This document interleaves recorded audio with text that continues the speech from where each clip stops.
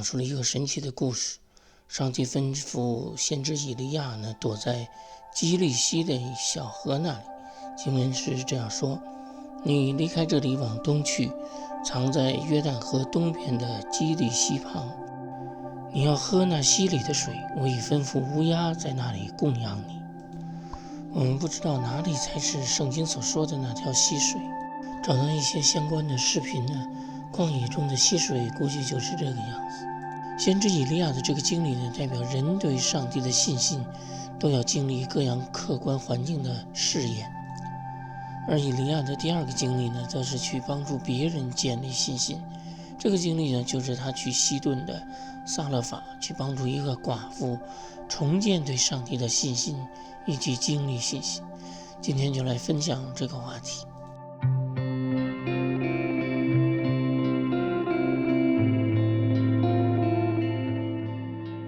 先知呢，之所以要躲在那里，是因为这一章经文的开始呢，就讲述先知去面见当时的以色列王亚哈，并且预言了要来到的饥荒。经文是说：我指着所侍奉永生耶和华以色列的神起誓，这几年我若不祷告，必不降露，不下雨。或许当时的亚哈呢，并不把先知的预言当回事，因为下雨呢是由不得人说了算。但农作物呢，有一个季度没有雨，就深受其影响。从后来的故事呢，我们看到那个干旱持续了3年半，就像这些对比图所展示的。这就是为什么上帝要把先知藏起来，因为干旱会使王想到他的预言，就会四处寻找他。但上帝呢，是为了使他们刻骨铭心，所以不会在人寻找的时候就轻易的立刻让人找到。但为什么会发生这样的事呢？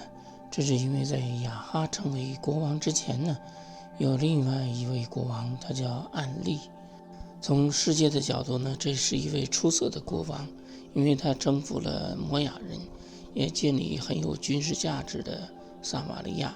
在亚述的文献中，甚至称以色列为暗利之地。这里有一块1968年发现的摩亚王的石碑，现在在卢浮宫碑文中用希伯来文记录了以色列暗利的名字。然而从圣经的角度，列王纪上的16章25节有这样的话：暗利行耶和华眼中看为恶的事，比他以前的列王作恶更甚。虽然圣经没有描述他具体做了什么，但罗马书中有这样一段在描述人的罪的经文：因为他们虽然知道神，却不当作神荣耀他，也不感谢他，他们的意念变为虚妄，无知的心就昏暗了，自称为聪明，反成为愚拙，将不能朽坏之神的荣耀变为偶像。我想这就是为什么上帝称暗利作恶更甚，因为人们开始呢，不将上帝当作神来荣耀他，那么下一步的发展就像经文中所说的，将不能朽坏之神的荣耀变成偶像。这也是亚哈时代所崇拜的巴力。圣经呢，展示了当时的亚哈王娶了西顿拜偶像的耶洗别，但根源呢，恐怕始于那位暗利，就是不再将上帝当作神来荣耀。当人看到一件事情的发生呢，那通常只是结果，因为人往往很难看到因，而圣经呢，只是将亚哈的这种心态表现出来，那就是一种对上帝是无所谓的态度。因为人有这样的心态，也就失去了上帝对他祝福的机会。这使我想到有一位亲戚呢，原本他与一位信仰基督教的女士子交往，但因为他对上帝是无所谓的态度，就是既不坚持也不反对，上帝准许一些事情领导他们分手了。但很快他就与一位信佛的女士认识并且结婚。我想他没有意识到的就是上帝离开他了，因为上帝不喜欢人对他不冷不热。这就像当年的以色列人，或许他们当初并没有完全离开上帝，但是当他们开始对偶像大发热心的时候，上帝就离开他们了。因为以色列的农业呢，是靠春雨和秋雨，当拜偶像的人开始为着雨水去感谢那些偶像，所以上帝借着先知发出了这样的预言，就是要以色列人从国王到百姓，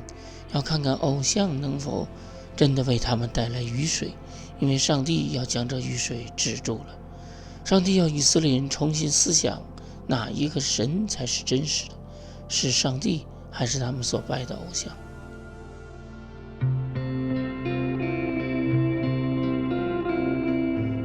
回到上帝吩咐先知的话，你要喝那溪里的水，我已吩咐乌鸦在那里供养你。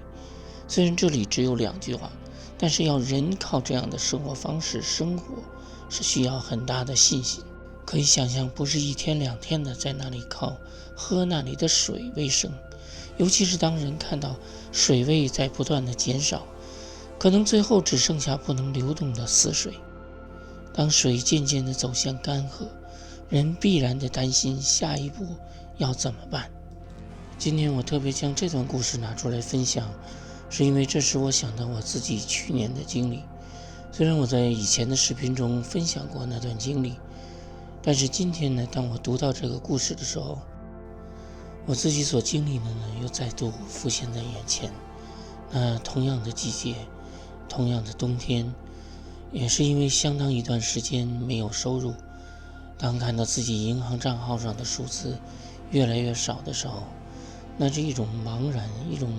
坐立不安的感觉。我想我就能体会到先知看到眼前的水越来越少的那种感受，那就是上帝的试验。从以利亚的经历上看到人的信心是靠什么为止。经文特别提到了乌鸦，那是一种人不太喜欢的动物，在圣经中也算为不洁净的动物，但是他们善于做搬运的工作。如果有人从别人那里得到免费的食物，他可能会认为那个人的心肠好，但如果人是被乌鸦喂养，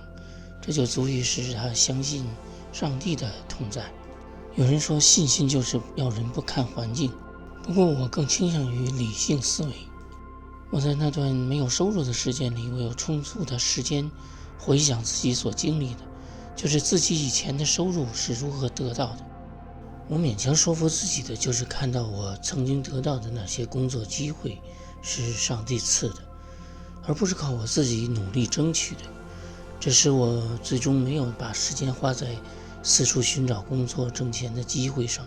而选择继续等待。所以我理解呢，以利亚呢能够安静的等候，是因为那来自乌鸦的食物，这使他确信上帝的同在。这也使我思想这样的问题，因为我所选择的就是这世界上被称之为守株待兔的那种傻事。我曾经认识一位自称为基督徒的人，他劝我呢是对信仰不要太认真。他所建议呢，就像圣经中这个亚哈王对信仰的态度，似乎是信神，但同时也信偶像。我不认同他的观点，我认为真正的信仰呢是需要人全心的投入，确实那是与这个世界的观念是格格不入的。当人在经历信心的试验的时候，都需要像以利亚那样隐藏，因为此时与他人过多的交流，往往带给自己的是更大的压力，而不是理解。亚伯拉罕在献他的独生子的时候，他也是独自前往，如同一种隐藏。荒漠甘泉中有这样的文字：神的仆人应该知道隐藏生活的宝贝。他也列举了多位属灵伟人的类似的经历。我想这一经历呢，对以利亚来说，或许是他作为先知所经历的一段故事，但对于我们，甚至对于每一个信徒来说，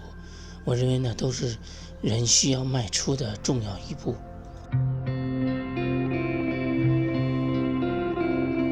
以利亚经历中的第二部分呢，是上帝让他去一个地方叫撒勒法的地方。我找到一张老地图，大概位置是靠近西顿，属于今天的黎巴嫩。那是在贝鲁特与以色列的海法之间的地方。在以色列建国之前，英国人托管期间，在这里有很多的英国军队的兵营。以色列建国期间，那些犹太斗士也曾在这里接受过军事训练。今天那里的主要特色是吹制玻璃器皿，当然也有人靠打鱼为生。虽然那里没有什么发达的工业，但考古发现那里的文化遗迹可以追溯到3000多年前。在圣经的故事中，上帝要先知寄居在一个寡妇的家里。当一个家庭里没有男丁，无论在哪里生活，在哪个年代生活，经济问题往往都是最大的问题。经文说，你起身往西顿的撒拉法去，住在那里，我已吩咐那里的一个寡妇供养你。我们可以注意到，这里说的与前面关于乌鸦的用法是一样的。所以上帝传达给先知的信息呢，是说人在上帝的手中，就如同乌鸦在上帝的手中。人需要将信心放在上帝身上，既不是放在乌鸦身上，也不要放在寡妇身上。乌鸦向人提供食物呢，是违反了乌鸦的本能，而事实上人在饥荒的时候向别人提供食物，也违反了人的本性。不过上帝还是尊重妇人的自由意识，就是希望他通过信心来体验神迹。当先知看到那个拾柴的妇人，便向他索要食物，说：求你拿点饼给我。妇人回答说：我指着永生耶和华你的神起誓，我没有饼，坛内只有一把面，瓶里只有一点油。我现在找2根柴，回家要为我和儿子做饼，我们吃了死就死吧。我们看到他提到耶和华你的神，上帝知道这个妇人里面曾经有的信心，所以才派先知来将那即将熄灭的信心之火重新点燃。上帝做事的方式就是要人先拿出自己有的。耶稣的5饼2鱼的故事就是一个小男孩拿出自己有的。上帝在差遣摩西的时候，摩西牧羊时用的手杖也同样被上帝使用，而成为神奇的魔杖。因为妇人提到坛内只有一把面，瓶里只有一点油，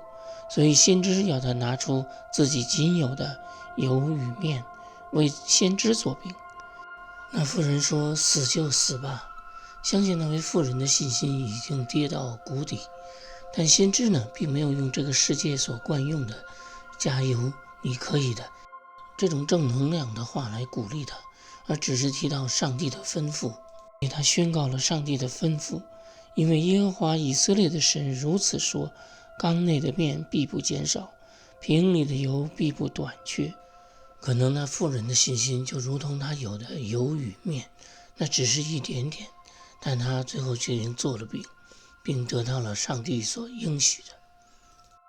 我想这妇人经历的油与面的故事有一个寓意，那就是只要人的信仰是真实的，即便人的信心如同那将残的灯，上帝也会使它重新点燃。